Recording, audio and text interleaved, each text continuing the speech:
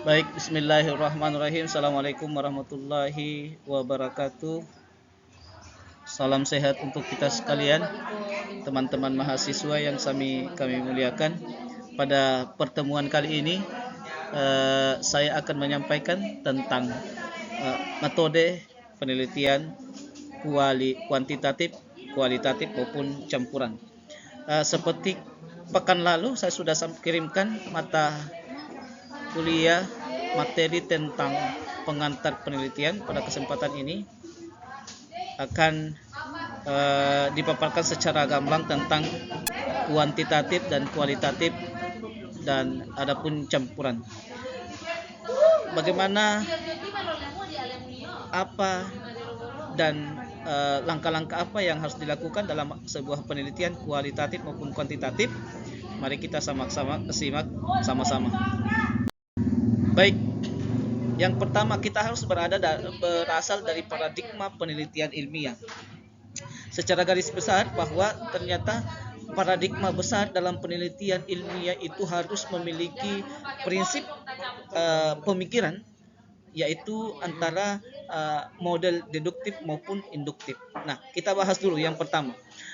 Dalam paradigma penelitian ilmiah tentu harus didukung oleh terhadap model deduktif maupun induktif. Model deduktif ini menawarkan sebuah prosedur penyelesaian masalah dengan menggunakan sebuah proposisi dan hipotesis yang disusun dari pengetahuan yang telah ada.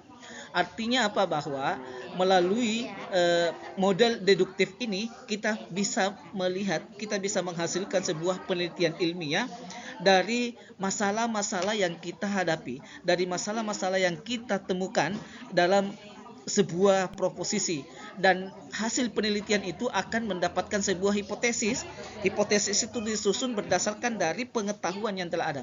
Tentu hipotesis itu dibangun tidak serta-merta membangun sebuah hipotesis, menemukan sebuah hipotesis tanpa ada dasar pengetahuan yang melatar belakangi munculnya sebuah hipotesis. Tentu pengetahuan itu didasari terhadap prosedur penelitian ilmiah yang harus dibangun. Kemudian akan tetapi yang perlu disampaikan bahwa proposisi yang ditawarkan untuk menyelesaikan masalah tersebut harus diuji kebenarannya oleh data. Nah, bedanya kalau misalnya data kuantitatif yang kita kaji, maka tentunya harus berdasar dari data yang konkret, data yang nyata, data yang real di lapangan sesuai dengan yang kita dapatkan. Tentu di dalam sebuah penelitian ilmiah itu kita tidak bisa merekayasa apa yang kita temukan, tetapi semua yang kita temukan harus diungkapkan secara ilmiah, harus diungkapkan sesuai dengan dasar pengetahuan itu sendiri, sehingga menemukan data-data yang valid. Kalau bedanya antara kuantitatif dengan kualitatif, tentu kalau kualitatif itu bedanya hanya berdasarkan pada deskripsi terhadap temuan-temuan yang kita peroleh terhadap masalah-masalah tersebut. Kemudian kalau kuantitatif tentu berdasarkan terhadap data. Data itu secara matematik itu julma dan apa segala macam itu yang harus diperhatikan. Nah, bagaimana dengan alur berpikir deduktif itu dengan koherensif? Alur berpikir tentu yang pertama itu harus ada masalah, penemuan masalah, tentu menemukan masalah, mencari masalah. Dalam artian di sini adalah tidak mencari-cari masalah, tetapi memang kita butuhkan masalah itu muncul di hadapan kita sehingga memungkinkan untuk rasa penasaran tinggi. Kok bisa seperti itu? Pertanyaan-pertanyaan dalam sebuah penelitian, kok bisa? Kenapa bisa? Bagaimana caranya dan sebagainya? Itu adalah salah satu bentuk penemuan masalah. Apa yang kita temukan terhadap itu? Contoh, di dalam sebuah pembelajaran misalnya di kelas, tentu kita menemukan kok motivasi siswa menurunnya, kok motivasi siswa belajar menurunnya, kok semangatnya menurunnya, apa yang terjadi. Nah, itu adalah salah satu bentuk pertanyaan untuk mengungkapkan sebuah masalah-masalah. Berarti ketika ada pertanyaan kejanggalan seperti ini, tentu ada masalah. Masalah itulah yang harus ditemukan. Nah, perumusan hipotesis itu berdasarkan dari masalah harus didukung dari teori-teori yang ada, harus didukung dari pengetahuan yang sudah ada. Baik, setelah itu ketika masalah sudah ditemukan, ketika masalah sudah ada di hadapan kita, kita mencari kombinasi terhadap pengetahuan ilmu, yaitu hasanah ilmu. Artinya apa? Bahwa kita mencari sebuah teori-teori yang mendukung terhadap masalah tersebut. Karena sebuah penelitian ilmiah itu tidak boleh dilakukan penelitian tanpa harus ada teori yang mendukung, teori ilmiah yang mendukung terhadap temuan masalah yang kita lakukan. Kemudian setelah itu kita secara proposisi, ya, adil di dalam hal penggalian data, betul-betul pure, murni di dalam hal penggalian data, sehingga data yang kita pikirkan secara deduktif itu lebih keras lagi. Kemudian setelah itu, dari sebuah masalah, alur yang kita temukan dengan proposisi yang ada tentu akan melahirkan sebuah hipotesis. Nah, hipotesis inilah yang menjadi dugaan sementara. Hipotesis inilah dugaan sementara yang kita bangun untuk memecahkan sebuah masalah itu. Bisa dikatakan di dalam sebuah teori itu adalah solusi, solution untuk bagaimana cara memecahkan masalah. Oh iya, contoh, ternyata minat belajar siswa itu menurun. Kok bisa akhirnya minat? Oh, mungkin harus menggunakan model seperti ini, harus menggunakan metode seperti ini. Ini adalah salah satu hipotesis. Hipotesisnya diterima atau ditolak itu tergantung dari apa yang kita lakukan hasil penelitian berdasarkan kajian-kajian empiris dengan teori-teori ilmu yang mendasari. Kemudian setelah itu, adanya hipotesis yang kita bangun, adanya hipotesis yang kita kembangkan, adanya hipotesis yang kita temukan, akhirnya kita menguji hipotesis itu. Apakah betul hipotesis yang kita rumuskan, hipotesis yang kita kembangkan itu bisa membuktikan itu atau tidak. Makanya dilakukan pengujian hipotesis. Apakah ditolak atau diterima? Kalau hipotesis itu diterima, maka pertanyaan bahwa masalah-masalah itu bisa diselesaikan dengan baik ataupun ditolak dan sebagainya. Ya, itu kepada teman-teman, ini adalah alur berpikir deduktif kohorensif, supaya teman-teman sudah paham bagaimana cara menemukan sebuah masalah. Baik, apa itu kriteria-kriteria terhadap pemikiran deduktif? Ini yang pertama adalah berdasarkan fakta. Betul, dalam sebuah penelitian ilmiah itu kalau tidak didasarkan terhadap fakta yang ada, itu juga tidak boleh dilakukan itu belum dikatakan sebuah penelitian. Salah satu bentuk faktanya adalah ketika kita mendapatkan secara penelitian kualitatif itu, faktanya adalah responden yang utuh, responden yang murni, responden kita itu dijadikan sebagai berdasarkan fakta. Realita yang ada di lapangan itu kita kembangkan, itu kita deskripsikan secara kuantitatif maupun kualitatif. Kemudian bebas dari prasangka. Nah, ini di dalam sebuah penelitian itu harus disingkirkan terhadap prasangka yang menurut saya, menurut penulis, menurut peneliti itu tidak, tetapi harus didasarkan terhadap kombinasi pengetahuan, teori-teori mendasar terhadap apa yang kita temukan. Oh, seperti ini. Kemudian menggunakan prinsip-prinsip analisis. Apa sih yang menggunakan prinsip-prinsip analisis? Tentu teman-teman sudah dikaji pekan lalu. Prinsip-prinsip analisis yang kita harus kembangkan, yaitu adalah melalui dokumen, melalui observasi, wawancara, itu mendasar semua dikombinasi, itu semua diparalelkan sehingga menemukan sebuah teori-teori mendukung terhadap hipotesis yang kita rumuskan. Kemudian, ini menggunakan hipotesis. Tentu di dalam sebuah penelitian, langkah awalnya itu adalah hipotesis. Bagaimana cara menguji hipotesis kalau kita belum bisa menemukan hipotesis itu? Harus menemukan hipotesis, menggunakan hipotesis berdasarkan masalah-masalah yang kita lakukan, berdasarkan masalah-masalah yang kita kaji. Kemudian menggunakan ukuran objektif. Ya, memang betul, secara objektif kita harus real, tidak boleh mengembang terhadap apa yang kita ingin gali di dalam itu. Kemudian menggunakan teknik-teknik pengukuran kuantitatif. Nah, bagaimana teknik-teknik pengukuran kuantitatif? Yaitu seperti saya katakan tadi, melalui observasi, kemudian dokumentasi, wawancara, dan sebagainya. Itu merupakan teknik-teknik pengukuran kuantitatif. Itu ya teman-teman sekalian. Kemudian selanjutnya, bagaimana langkah-langkah pemikiran deduktif itu? Nah, ini yang pertama, pemilihan bidang atau field of research. Bidang yang ingin kita pilih. Tentu agar kenapa harus memilih bidang? Agar lebih fokus arah yang kita ingin teliti. Kita tidak boleh mengembangkan, misalnya contoh kita ingin mengkaji tentang sosial, maka kita harus melihat sosial. Kita mengkaji tentang kuantitatif, kita harus mengkaji tentang secara kuantitatif. Kita mengkaji secara kualitatif, kita harus menggunakan data kualitatif. Yang dimana data kualitatif itu kita gunakan sesuai dengan kaidah-kaidah kualitatif, ya. Itu harus memilih bidang. Bagaimana cara melakukan penelitian tanpa harus ada bidang? Kenapa? Karena pasti hasilnya pun akan mengembang. Itu. Kemudian selanjutnya adalah mengadakan survei lapangan untuk merumuskan masalah yang ingin dicapai. Nah, ini langkah yang paling pertama yang dilakukan oleh seorang peneliti itu adalah mensurvei lapangan, melakukan survei lapangan. Survei yang dilakukan untuk mengkaji, untuk menemukan data-data awal atau masalah yang betul-betul ketika kita menemukan masalah di sini, kita harus datang ke tempat itu, mensurvei lapangan, bagaimana dengan kondisi lapangan terhadap masalah-masalah yang itu.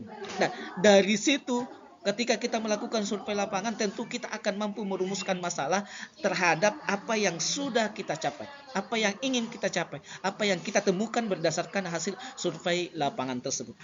Kemudian langkah-langkah yang ketiga adalah melakukan kajian teori dan mengeksplorasi bibliografi. Nah, ini kajian teori mendasar tentu setelah kita menemukan masalah, setelah kita melakukan survei lapangan, kita kaji mendalam terhadap teori-teori yang mendukung, teori-teori yang mendasari terhadap masalah yang kita temukan. Ini agar apa yang kita temukan itu memiliki daya dukung, ada ilmiahnya yang kita peroleh, sehingga apa yang kita dapatkan, masalah yang kita dapatkan, hipotesis yang kita rumuskan dapat dikaji dengan baik secara teoritikal. Kemudian yang keempat itu adalah membangun proposisi dan hipotesis. Ini saya kira itu kalau sudah ada masalah kajiannya, kemudian kita menemukan hipotesis, kita bangun hipotesis. Setelah itu merumuskan variabel, dimensi, dan indikator variabelnya. Tentu di dalam sebuah penelitian hal yang mendasar itu adalah ada variabel. Di judul saja itu kita sudah bisa menemukan bahwa ini adalah variabel A, variabel B, ini variabel terikat, ini variabel tunggal, dan sebagainya. Itu bisa ditentukan pada saat perumusan variabel. Di judul saja itu kita sudah bisa menemukan, oh ini variabel terikatnya, ini variabel antaranya, ini variabel tak terikat. Itu adalah cara-cara menemukan, langkah-langkah menemukan sebuah kajian penelitian. Kemudian merancang instrumen penelitian. Instrumen penelitian baik secara kuantitatif maupun kualitatif itu tentu ada instrumennya. Kalau secara kualitatif, instrumen yang digunakan adalah instrumen melalui pedoman wawancara. Itu ya, pedoman wawancara maupun pedoman observasi. Pedoman wawancara maupun observasi itu dilakukan dilakukan sebagai controlling apa-apa yang perlu kita kaji, controlling apa-apa yang perlu kita peroleh, untuk apa-apa yang perlu kita teliti di dalam hal kajian secara untuk instrumennya. Kalau secara kuantitatif, maka instrumennya itu berdasarkan secara kuantitatif, data mulai dari kepribadian siapa yang ingin kita ingin peroleh data secara kuantitatif kepada orang, kemudian menemukan sampel, berapa sampelnya dan sebagainya. Itu yang harus dirumuskan. Nah, perumusan instrumen ini tentu harus didasarkan terhadap variabel-variabel yang ada. Perumusan instrumen ini harus dirumuskan berdasarkan hasil kajian teori-teori atau masalah-masalah yang sudah kita temukan di awal. Nah, selanjutnya adalah penetapan sampel penelitian yang melakukan pengumpulan data. Ini sampel penelitian tentu ini dibutuhkan. Kenapa? Karena kalau kita tidak menggunakan sampel, maka akan meluas apa yang kita inginkan, sehingga kita tidak ada titik fokus di dalam hal penelitian. Ini sampel pun juga kualitatif maupun kuantitatif itu dibutuhkan sampel penelitian. Itu sampel penelitian tentu ada batas-batasannya. Di dalam sebuah buku-buku metode penelitian itu digambarkan secara nyata berapa sampel yang harus dilakukan, yang harus diambil. Kemudian selanjutnya langkah-langkah yang berikutnya adalah melakukan analisis data dan pengujian hipotesis. Setelah ada sampelnya, kemudian kita melakukan pengumpulan data. Setelah pengumpulan data ada yang kita peroleh, ada analisis data, kita lakukan pengkajian, kita pengolahan data. Setelah pengolahan data dilakukan analisis data. Setelah dilakukan analisis data baru pengujian hipotesis. Pengujian hipotesis itu berdasarkan dari instrumen-instrumen yang sudah kita buat, yang kita sudah susun berdasarkan dan disebarkan kepada beberapa sampel yang sudah kita tetapkan. Kemudian setelah itu membuat laporan penelitian. Laporan penelitian mendasar ini yang pertama itu adalah ada bab 1, bab 2, bab 3. Itu adalah laporan penelitian mendasar dulu, 3. Nanti setelah itu baru akan muncul ketika kita sudah melakukan penelitian, tentu itu adalah bertambah dengan hasil penelitian, hasil temuan dan sebagainya. Itu yang harus dipahami oleh teman-teman sekalian. Baik, itu hanya pengantar kepada teman-teman terhadap paradigma pemikiran deduktif dalam penelitian kualitatif maupun kuantitatif. Baik, penelitian kualitatif, kita masuk penelitian kualitatif. Apa itu pengertian dan paradigma kualitatif? Baik, yang pertama penelitian kualitatif. Penelitian kualitatif merupakan penelitian dengan data fenomena atau fenomenologi atau fokus yang hanya bisa dijelaskan secara naratif atau narasi atau deskripsi dan tidak bisa dibuktikan dengan pengukuran. Nah, ini ingat bedanya antara kuantitatif dengan kualitatif. Kalau kualitatif hanya melalui fokus penelitiannya berdasarkan data fenomena yang ada di lapangan, fenomena yang ada secara alam, fenomena secara sosial yang ada di masyarakat, dan baik itu dari perilaku manusia, kebudayaannya, nilai-nilai moralnya dan sebagainya, nilai-nilai yang terkandung di dalam sebuah adat di masyarakat, itu dikaji. Ketika menemukan ada masalah-masalah yang menarik untuk dikaji, maka itu yang harus dilakukan penelitian. Itu secara kualitatif. Dan fokusnya hanya bisa dijelaskan secara naratif atau narasi atau mendeskripsikan apa temuan kita. Nah, ini kalau ketika kita betul-betul mengkaji secara kualitatif, maka data yang kita temukan pasti akan betul-betul masih original terhadap data itu. Contoh, kita mengkaji, melakukan observasi, kita melakukan wawancara dari sumber langsung terhadap masalah-masalah tersebut. Misalnya ketika kita mau meneliti terhadap biografi manusia, biografi seseorang, biografi pemimpin misalnya, kita meneliti, kita akan mengkaji, mewawancarai kepada orang tersebut sehingga mendapatkan data yang valid, sehingga mendapatkan data yang masih original terhadap data kualitas. Kemudian dideskripsikan terhadap fenomena tersebut, kemudian dinarasikan terhadap apa yang kita temukan dengan berdasarkan metode-metode penemuan data tersebut. Sedangkan untuk penelitian kuantitatif itu adalah penelitian dilakukan untuk membangun teori dari data, dan penelitian lebih banyak bersama data agar memperoleh informasi sebanyak-banyaknya. Ini ya, secara kualitatif. Baik, apa landasan teorinya? Landasan teorinya adalah teori probabilistik, yakni senantiasa memberi peluang untuk terus mengembangkan hipotesis yang berbasis pada data, bukan pada teori. Itu kualitatifnya, ya. Berdasarkan data, bukan pada teori itu. Data-data yang kita temukan. Yang biasa dilakukan penelitian kuantitatif itu adalah di lab atau lab maupun data kuantitatif, matematik, statistik itu digunakan di dalam hal hipotesis itu. Bukan semata-mata terhadap teori yang membangun, tetapi ada data, ada temuan data, dokumen-dokumen baik sekunder maupun primer, itu data yang diperoleh, itu dilakukan pengkajian data tersebut. Nah, bagaimana sebenarnya itu alur berpikir probabilistik? Ini hampir sama yang dilakukan itu. Yang pertama tentu ada masalah. Nah, masalah itu ditemukan tadi ketika ada kejanggalan-kejanggalan yang menurut kita layak untuk diungkap, layak untuk disebarkan itu, dan ada tingkat penasaran tinggi di dalam hal mengkaji terhadap masalah tersebut. Kemudian setelah itu ada data pendukung itu, siapa informan kita, kemudian bagaimana bentuk pengambilan data kita dan sebagainya. Kemudian muncullah hipotesis kerja. Hipotesis kerja ini kemudian didata lagi bagaimana dengan hipotesis, pembangun hipotesis, kemudian itu adalah probabilitas yang continue dilakukan tahap-tahap di dalam hal memperoleh sebuah alur data terhadap berpikir probabilistik ini. Baik, apa itu ciri-cirinya? Ciri-cirinya adalah naturalistik, yakni bahwa penelitian kualitatif itu berbasis data lapangan, dan data lapangan tersebut digunakan untuk menjadi bahan dalam proses perumusan teori hasil penelitian. Nah, berbeda dengan kuantitatif. Kalau kuantitatif yang menggunakan data lapangan hanya untuk menguji hipotesis, tetapi ya ini harus diperhatikan perbedaan antara ciri-ciri antara kuantitatif maupun kualitatif. Kalau kualitatif itu berbasis data lapangan.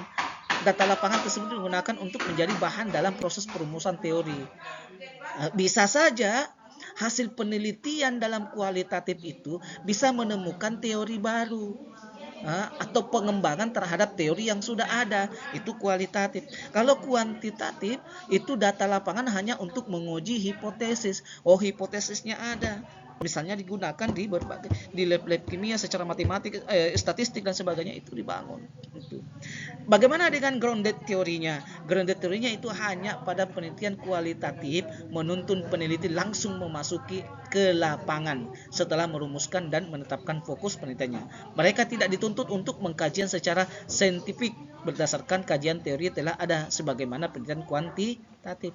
Kalau kualitatif, grounded teorinya, fokus utamanya harus ke lapangan. Kualitatif tidak boleh tidak, harus fokus penelitiannya dituntut untuk peneliti langsung masuk ke lapangan, mencari apa yang ditemukan di lapangan, apa yang ingin digali di lapangan, itu kualitatif banget. Itu harus ke sana, menetapkan fokus penelitiannya itu adalah ke lapangan. Beda dengan kuantitatif. Kuantitatif tidak mesti harus ke lapangan, tetapi secara saintifik itu berdasarkan kajian teori yang ada, yaitu adalah data, menggunakan data yang sudah ada.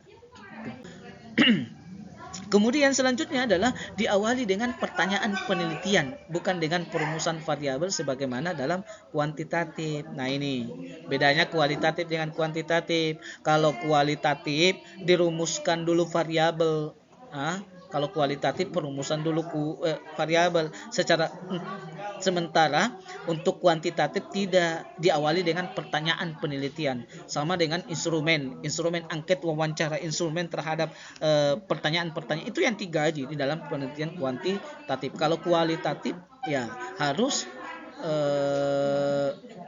kualitatif harus berdasarkan dengan rumusan variabel yang tidak dikaji.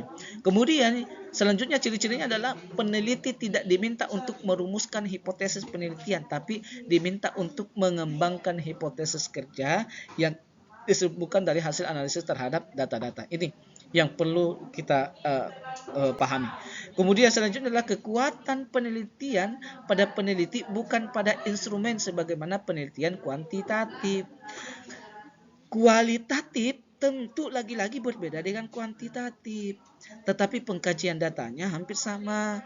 Kalau kualitatif ya, kalau kualitatif kekuatan penelitiannya ada pada peneliti, sedangkan kalau kuantitatif kekuatan penelitiannya itu berada pada instrumen. Jadi kalau kuantitatif ingin mendapatkan hasil yang baik, apakah hipotesis itu diterima atau hipotesis itu ditolak berdasarkan dari instrumen, itu kalau kuantitatif. Makanya di dalam perumusan kuantitatif harus betul-betul mengkaji terhadap masalah, terhadap permasalahan yang diperoleh. Itu pengkajian terhadap hipotesis. Jadi itu bedanya antara kuantitatif dengan kualitatif. Kalau kualitatif memang seperti itu. Kemudian yang kedua, selanjutnya adalah analisis data diawali dengan memaknai data. Jadi kalau ada inilah hasil analisis kita data, itu sudah kita harus mampu memaknai terhadap data-data yang kita sudah peroleh, dan menginterpretasikan makna dan merumuskan teori. Ini secara kualitatif. Kemudian validasi dilakukan dengan triangulasi data. Itu ya, validasi. Setelah kita lakukan teori, pengkajian, hipotesis, ada teori yang membangun, kemudian kita mampu menemukan teori, kemudian ada bukti instrumen yang kita lakukan validasi data. Validasi ini data dilakukan apakah keotentikan atau kevalidan atau penelitian kita lakukan itu sudah sesuai atau valid atau tidak. Itu yang kita lakukan. Penting tidak dilakukan validasi? Penting. Kenapa penting dilakukan validasi? Agar hasil penelitian kita temukan, hasil penelitian yang kita rancang itu bisa dipertanggungjawabkan keabsahan daripada penelitian yang kita lakukan. Oke. Nah ini kriteria fokus kualitatif harus berupa fenomena yang hanya bisa dijelaskan dan tidak bisa diukur. Kalau dijelaskan secara kualitatif itu dideskripsikan. Makanya kalau secara kualitatif itu mestinya sudah banyak penggabungan terhadap teori-teori yang mendukung terhadap itu. Harus mengkaji lebih dalam lagi melalui terhadap fenomena-fenomena yang ada. Itu ya. Dan itu tidak bisa dibuktikan secara kuantitatif. Tidak bisa diukur, tetapi harus dijelaskan. Penjelasan itu, hasil temuan itu bisa menemukan komparasi terhadap teori-teori yang mendukung hasil penelitian kita. Kemudian selanjutnya adalah harus fenomena aktual dan teramati oleh peneliti saat berada di lapangan. Nah, ini aktual. Fenomena yang aktual, fenomena yang nyata, fenomena yang ada, fenomena yang real di lapangan yang kita temukan, kemudian dicermati baik-baik, kemudian dirumuskan. Setelah dirumuskan, kemudian diberikan narasi terhadap apa yang kita temukan. Kemudian tidak memerlukan pembuktian interdependensi. Ini secara data, tidak menentukan secara data. Itu hanya sekedar untuk itu. Kuantitatif mendeskripsikan. Itu ya teman-teman, mohon dicermati, mohon disimak baik-baik terhadap ini hasil bagaimana kajian-kajian penelitian. Baik. Ini metode penggabungan pendekatan kuantitatif dengan kualitatif. Pendekatan gabungannya, pendekatan rancangan 2 tahap, two-phase design approach. Kemudian yang kedua, ini pendekatan rancangan 2 tahap ini, ya, dilakukan 2 tahap. Tahap pertama, tahap kedua, ini untuk menguji, untuk memvalidasi dan sebagainya, itu harus dilakukan. Rancangan dominan kurang dominan. Apakah ini bagus, dominan less dominan. Itu ya. Ini mendominasi atau tidak, atau malah mengembang hasil penelitiannya, atau malah tidak menemukan teori, atau malah tidak ada korelasinya, atau tidak ada hubungan yang kita temukan dengan teori yang mendukung. Itu semua harus dilakukan, pendekatan dilakukan itu. Kemudian rancangan metodologi gabungan, mixed method yang dilakukan desainnya. Itu boleh mixed method. Boleh tidak? Boleh. Kualitatif dengan kuantitatif boleh. Kuantitatif dilakukan untuk menggambarkan sehari-hari apa yang kita temukan, apa yang kita deskripsikan, kemudian diperoleh data terhadap data-data kuantitatif. Boleh sekali metode yang dilakukan. Nah, metode penggabungan pendekatan kuantitatif dan kualitatif. Nah, pendekatan rancangan 2 tahap, ya. Penelitian mendahulukan tahap kualitatif, baru kemudian tahap kuantitatif. Maksudnya apa yang kita temukan di lapangan secara kualitatif dulu, digambarkan, dinarasikan apa yang kita temukan berdasarkan pengamatan langsung, berdasarkan kunjungan survei lapangan. Setelah itu akan dideskripsikan, dinarasikan apa yang kita peroleh. Kemudian dikaji dan diolah secara kuantitatif. Baru kemudian secara kuantitatif bagaimana menggunakan itu data-data kajian pendataan. Kemudian yang kedua adalah rancangan dominan kurang dominan atau domain less domain. Artinya bahwa penelitian menyajikan penelitiannya dengan salah satu paradigma sebagai paradigma dominan dan sebagian kecil dari keseluruhan penelitian dilaksanakan dengan paradigma lain sebagai paradigma yang kurang dominan. Artinya mengkombinasi terhadap variabel paralelkan terhadap variabel parabel, kemudian paradigma teori-teori yang membangun antara teori ini mendukung atau tidak dan sebagainya. Itu dominan tidak teori ini. Ada misalnya 5 teori yang kita temukan. Ada 5 teori yang kita temukan. Apakah kelima-lima teori ini dominan atau lebih mengarah kepada penelitian kita atau tidak? Kalau cuman dari 5 teori ternyata cuman 3 yang kita peroleh bahwa ini adalah teori sangat dominan terhadap itu, baru bisa kita temukan terhadap kajian-kajian itu. Ya. Kemudian yang ketiga adalah rancangan metodologi gabungan atau mixed method. Maksudnya di sini adalah penelitian menggabungkan itu aspek-aspek paradigma kualitatif dan kuantitatif. Oke. Seperti tadi langkah-langkahnya sama kok. Kita lakukan kualitatif dulu baru mengkaji, menganalisis melalui data kuantitatif. Boleh sekali dilakukan. Nah ini harus dilihat perbedaan antara kualitatif dengan kuantitatif. Ini dari saya ambil dari Beckham dan Corris Lenz Alan 92 adalah perbedaan antara kuantitatif maupun kualitatif. Ini kualitatif. Kalau kuantitatif, fakta sosial memiliki sebuah realita objektif.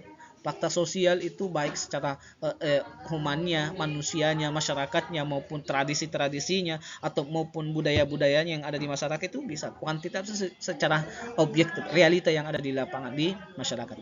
Kemudian kalau kuantitatif itu ya, realita objektif, tidak menggunakan data. Kalau kualitatif itu realitasnya adalah bentuk sosial. Nah, fakta sosial tadinya fakta sosial, ini adalah bentuk sosialnya. Bagaimana bagaimana sosial yang ada di masyarakat. Kemudian secara kuantitatif mengunggulkan metode. Nah, pengunggulan metode ini pada kuantitatif, sementara kalau kualitatif mengunggulkan pada tema pokok terhadap temuan. Kalau kualitatif terhadap temuan, diunggulkan adalah temuan, tema, masalah, pengkajian terhadap teori dan sebagainya. Kalau kuantitatif mengunggulkan metode yang digunakan. Apakah secara kuantitatif atau menggunakan analisis data, dan dikatakan analisis data-data yang misalnya menggunakan angket, statistik dan sebagainya, itu bisa digunakan SPSS ya. Kemudian ketiga, variabel diidentifikasi dan hubungannya diukur. Kalau kualitatif, variabel adalah kompleks, merangkai hubungan dan sulit diukur.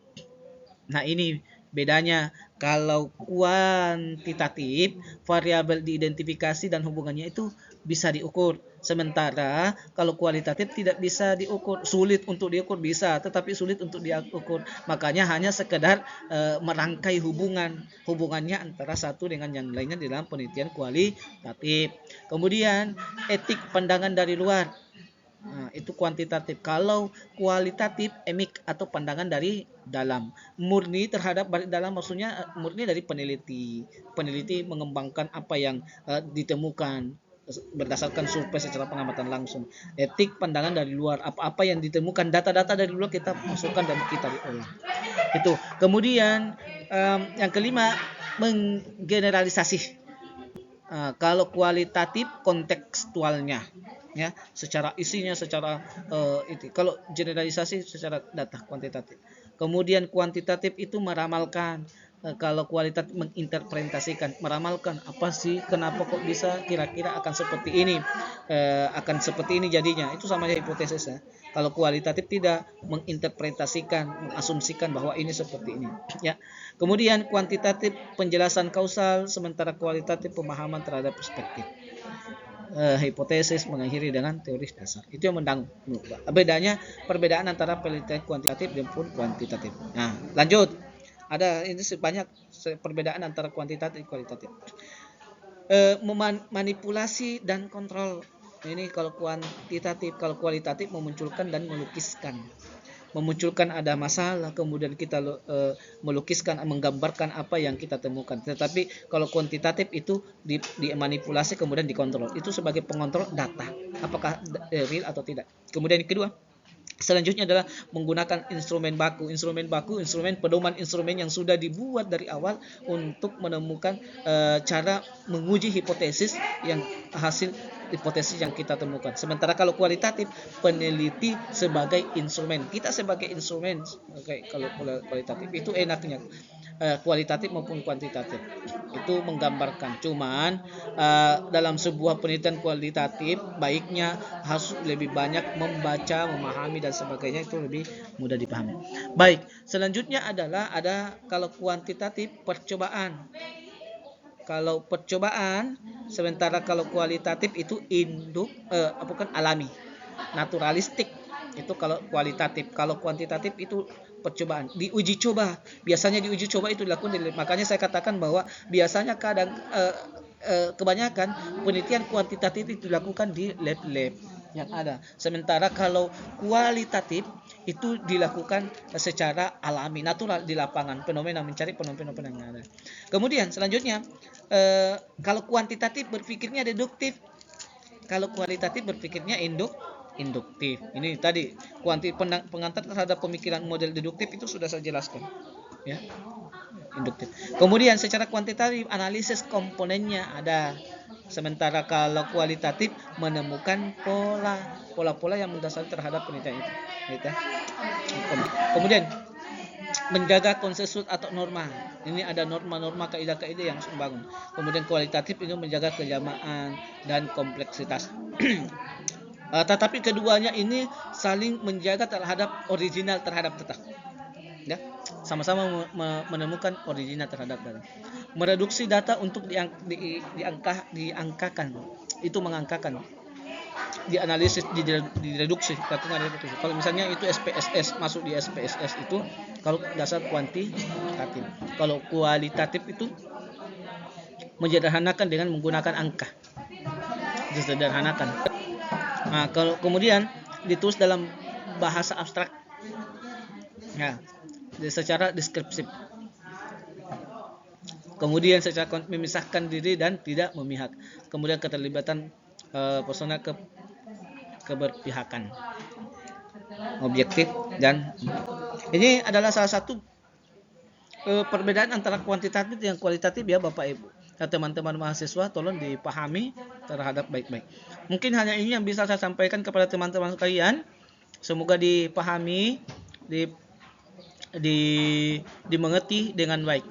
Tugas selanjutnya adalah silakan melanjutkan bab kedua, yaitu bab 1, yaitu latar belakang, kemudian ada manfaat, tujuan penelitian, itu diselesaikan, kemudian ke kajian penelitian. Saya kira itu teman-teman. Atas perhatian saya ucapkan banyak terima kasih.